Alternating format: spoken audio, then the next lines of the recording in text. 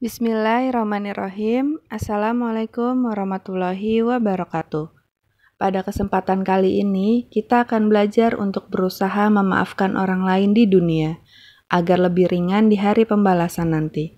Karena pengadilan di akhirat sangatlah berat. Mari kita tonton, dengar, dan pelajari. Kadang terjadi ketika dua orang sedang bertengkar dengan hebatnya, salah satu atau bahkan keduanya berkata, "Sampai ketemu di akhirat." Mereka merasa berada dalam posisi benar, dizolimi, dan tidak akan bisa memaafkan di dunia.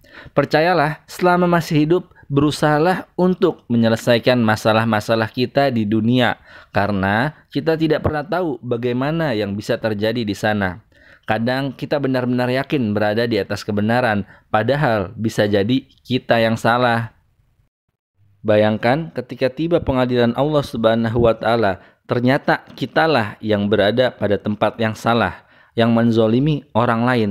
Dan yang lebih parah lagi, ada yang udah tahu kalau dia salah, tapi masih berani mengancam untuk bertemu di hari pembalasan. Sekarang mari kita simulasikan bagaimana pengadilan di akhirat nanti, walaupun kita dalam posisi menang. Kamu berdiri di sini dan musuhmu di seberangnya. Kamu berpikir akan minta tanggung jawab dia atas kezoliman mereka dan kerugianmu. Lalu kamu berkata, "Rasain, kamu akan membalas perlakuanmu di dunia. Ini dosa aku untukmu dan berikan pahalamu untukku, dan bersiap-siaplah kamu dibakar di neraka." Ada banyak puluhan, ratusan, ribuan, atau lebih banyak lagi kasus kita yang ada di dunia. Dan Allah akan mengadili kita, dan kita tidak bisa masuk surga karena keadilan. Kita hanya bisa ke sana karena pengampunan Allah Subhanahu wa Ta'ala. Contoh pengadilan sholat. Sholat kita akan diperiksa, ternyata tidak khusyuk, maka sholat kita tidak diterima. Selesai takbir, maka pikiran kita berkelana, memikirkan kerjaan, memikirkan bisnis, makanan yang akan disantap, liburan, ataupun imajinasi-imajinasi lainnya.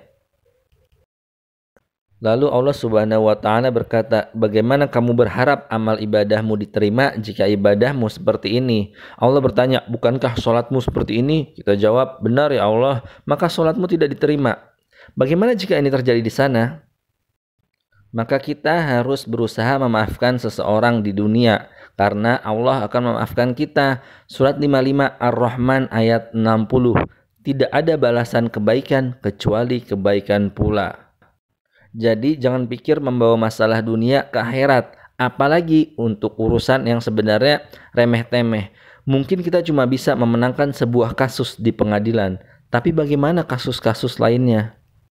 Ingatlah suatu hari ketika tiap-tiap jiwa akan datang, membela dirinya sendiri, dan bagi tiap-tiap diri disempurnakan balasan apa yang telah dikerjakannya, sedangkan mereka tidak dianiaya atau dirugikan. Surat An-Nahl 16 ayat 111. Tiap orang akan membela dirinya. Kita semua akan bertanding di pengadilan akhirat, dan ini akan memperberat dan memperlama hisab kita. Jadi perlakukan orang lain sebagaimana kita ingin Allah memperlakukan kita. Jika ada orang yang menyakitimu, menzolimimu, dan berat bagimu memaafkan, katakanlah sejujurnya jika kamu memang tidak bisa melupakan dan memaafkan. Tapi kamu akan berusaha memaafkan karena kamu berharap ampunan Allah Subhanahu wa Ta'ala.